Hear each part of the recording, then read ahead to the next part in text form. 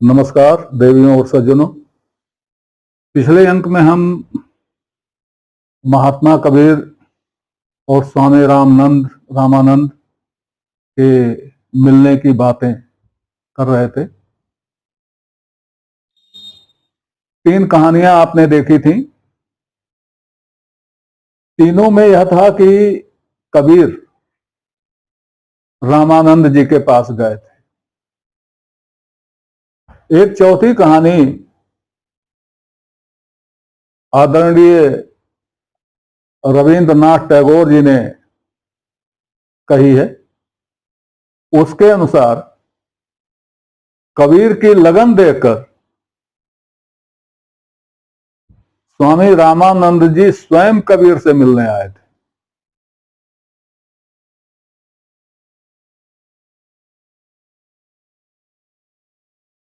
यह कहानी अकेली है और सामान्यतया ऐसा प्रतीत नहीं होता कि स्वामी रामानंद जैसा व्यक्तित्व इस तरह से उस समय के कबीर से मिलने जाए।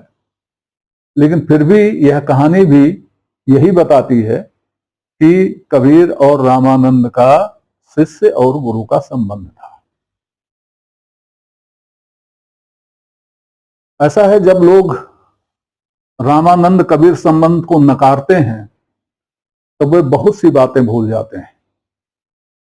एक तो वे लोक को भूल जाते हैं, दूसरे वे रामानंद जी को भूल जाते हैं।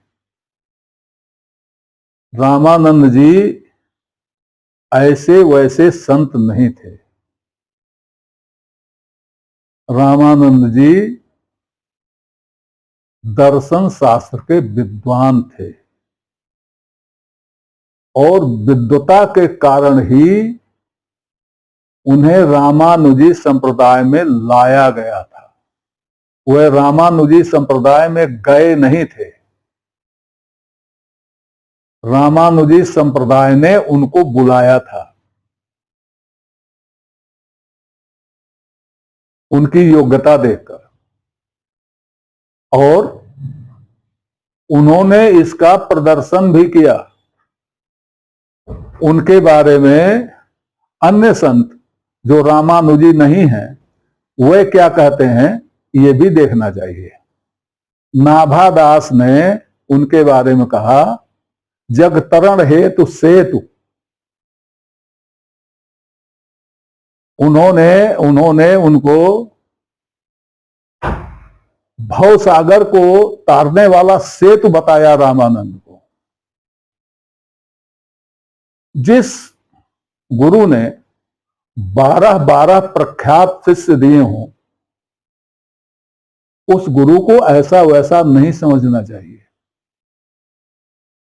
एक कबीर को उनके चेलों से निकाल दीजिए तो बाकी जो बचे चेले हैं वो भी कई जातियों के हैं और एक से एक बढ़कर हैं। और उनको रामानंद स्वामी ने चेला बनाया है, शिष्य बनाया है, तो कबीर को क्यों नहीं बनाया होगा?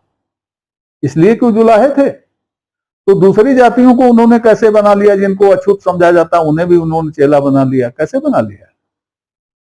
तो स्वामी रामानंद का व्यक्तित्व देखना चाहिए कि व्यक्तित्व कैसा था। उनके बारे में आज तक कहा जाता है, जात पात पूछे नहीं कोई, हरि को भजे सो हरि का होई। ये उनका कथन था। अब उन्हें बाद में रामानुजी रंग में रंगा गया और उसके बाद किसी और रंग में रंगा गया। ये कहानी अलग की है। ये कहानी आगे देखी जाएगी। अभी तो खाली हम यह कहना चाहते हैं कि जो लोग रामानंद जी को कबीर का गुरु नहीं मानते हैं या कबीर को रामानंद का शिष्य नहीं मानते हैं, वे लोग बहुत भुलावे में हैं और वे इस बात को सिद्ध नहीं कर सकते, क्योंकि लोक इसे नहीं मानता। लोक यही मानता है कि स्वामी रामानंद कबीर के गुरु थे। तो ये जो बात कही जाती है, जब तक सिद्ध नहीं हो जाती तब तक ये सिगुफा ही है। हालांकि कुछ लोग कहेंगे कि मुझे सिगुफा कहने का अधिकार नहीं हुआ है, मैं कौन होता हूं। मैं पूछ सकता हूं वो कौन होते हैं। बात इससे नहीं होगी कि कौन कौन होता है, बात इससे होती है आपके पास साक्ष्य क्या है। हमारे पास तो साक्ष्य है, मैं साक्ष्य आपको बता रहा हूं। उनके पास क्या साक्ष्य है, उनके साक्ष्यों को भी हम देखेंगे, एक एक करके देखेंगे।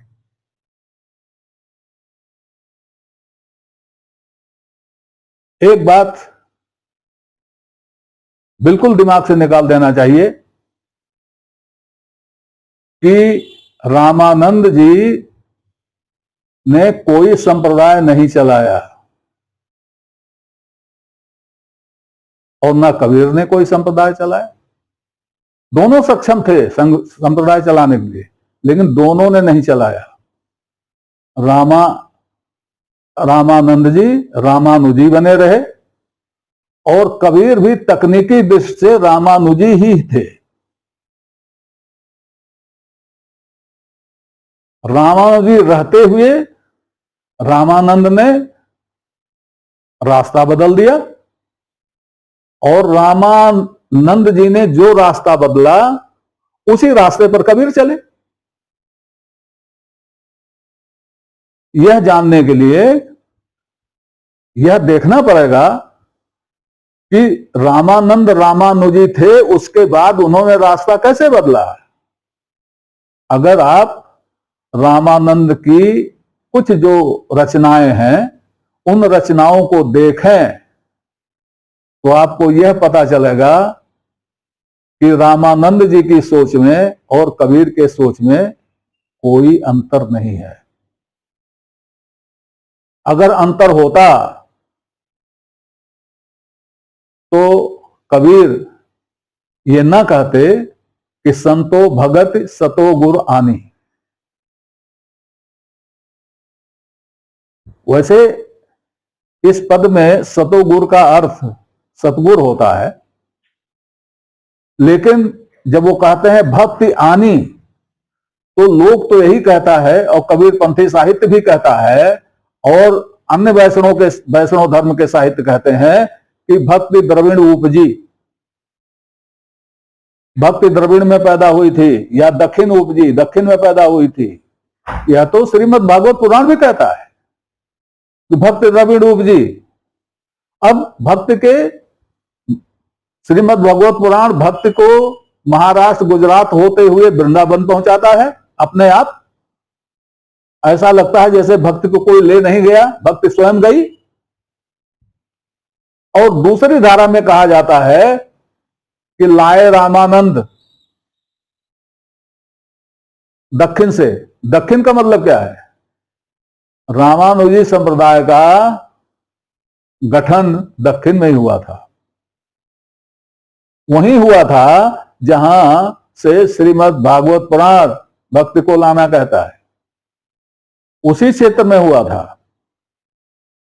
उसकी एक धारा महाराष्ट्र गई थी नामदेव जी के पास तक और कहा गया कि कलयुग में पहले भक्त नामदेव थे।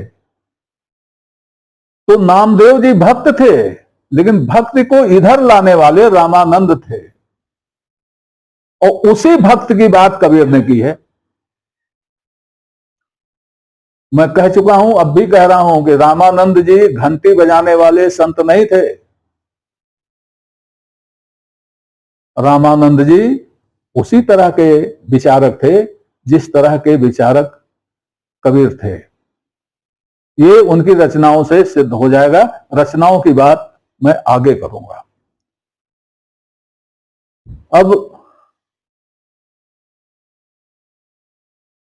रामानंद को नकारने के लिए एक जो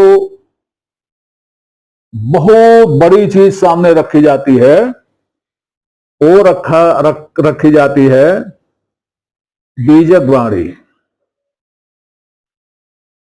बीजक में एक पद है जिसकी पंक्ति है, पद की अंतिम पंक्ति है, रामानंद राम रस माते कहें कबीर हम कह कह थाके। हमारे विद्वान जब उन्हें कबीर पंथ पर चोट करना होता है, कबीर पर चोट करना होता है, तब उन्हें बीजक दिखाई देता है, अन्यथा वो बीजक को अछूत मानते हैं। और हमारे पंथ वाले वो बीजक के अलावा कुछ देखना नहीं चाहते।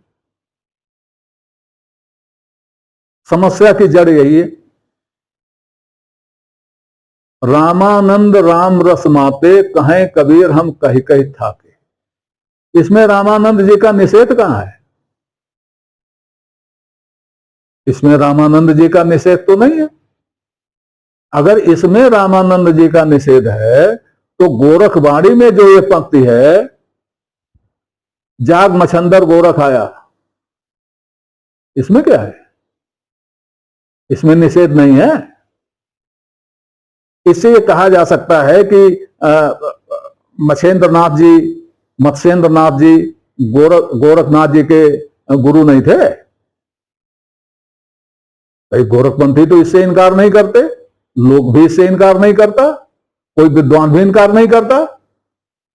फिर कबीर के बारे में और रामानंद के बारे में ही ऐसा अनुवाद और ऐसा अर्थ और ऐसी व्याख्या क्यों की जा रही है? भाषा देखिए, रामानंद राम रस माते, कहें कबीर हम कही कही थाके। रामानंद के प्रति असम्मान नहीं है, जबकि जाग मछंदर गोरख आया, इसमें वह सम्मान नहीं है। फिर भी वहां गुरु शिष्य संबंध बना हुआ और यहां गुरु शिष्य संबंध तोड़ा जा रहा। जब बाप के बराबर पुत्र हो जाए या जब गुरु के बराबर शिष्य हो जाए, तब संबंध दूसरा हो जाता है। तब संबंध एक दूसरे को कहने की भी हो जाती है अवसर पड़ने पर, क्योंकि पुत्र बाप से अधिक देखता है और शिष्य गुरु से अधिक देखता है। ये नैसर्गिक नियम है। ऐसे में अगर पुत्र बाप से किसी बात पर कहता है कि ऐसे नहीं ऐसे, या शिष्य गुरु से कहता है कि ऐसे नहीं ऐसे, तो इसके नाते संबंध विच्छेद नहीं होता। इसके नाते आप नहीं कह सकते कि उसका पुत्र नहीं है या वो उसका गुरु, उसका शिष्य नहीं है। तो अगर किसी बात पर कबीर रामानंद को समझा रहे हैं, कहकर थक रहे हैं, कहकर थक रहे हैं, तो इससे गुरु शिष्य संबंध बाधित नहीं होता। अगर गोरखनाथ अपने गुरु को जाग कह रहे हैं तो इससे गुरु शिष्य का संबंध विच्छेद नहीं होता। अगर गुरु सो रहा है तो शिष्य जगाएगा। अगर कोई माता हुआ है तो शिष्य जगाएगा। इसमें गुरु शिष्य संबंध पर कोई ऐसा प्रतिकूल प्रभाव नहीं पड़ता। अब दूसरी बात, रामानंद राम रस माते, तो कबीर कौन से रस में माते थे? राम रस में तो कबीर भी माते थे। तो एक राम रस माता दूसरे राम रस माता को क्या कहकर थका होगा? कुछ इस पर भी प्रकाश डालें लोग। इस पर प्रकाश पड़ता है और नहीं भी पड़ता। प्रकाश पड़ता है उसकी बात पहले, प्रकाश नहीं पड़ता है उसकी बात बाद में। आपको मैं बता चुका हूं 100 बीजक चुराए ले गए वाली कहानी। बीजक की चोरी हुई। बीजक की चोरी क्यों हुई? बीजक एक हाथ से दूसरे हाथ में क्यों गया? एक तो इस नाते गया होगा कि बीजक में कुछ लोग परिवर्तन कर रहे थे, या इस नाते गया होगा कि बीजक में परिवर्तन करना था। अगर आप कबीर ग्रंथावली और बीजक दोनों एक साथ पढ़ें तो आपको स्पष्ट लगेगा कि एक धारा कबीर वाणी में ऐसी भी है जो राम को कुछ मानकर पूजा करती है, और एक धारा ऐसी है जो राम को घट घट बासी मानकर पूजा करती है। ये दोनों चीज स्पष्ट हो जाएगी। तो कहीं ये रामानंद राम रस माते, ये दोनों रसों की बात तो नहीं हो रही है। रामानंद को उस रस में कहा जा रहा है और कबीर को इस रस में कहा जा रहा है। इस चर्चा को अगले अंक में आगे बढ़ाया जाएगा। तब तक के लिए नमस्कार। आपसे निवेदन है कि श्रृंखला को अपनी लाइक दें, इसको सब्सक्राइब करें और कमेंट बॉक्स में जाकर अपनी टिप्पणी प्रस्तुत करें, अपनी जिज्ञासा व्यक्त करें, अपने प्रश्न पूछें। यथा समय आपकी जिज्ञासाओं और प्रश्नों का समाधान करने का प्रयास किया जाएगा। धन्यवाद।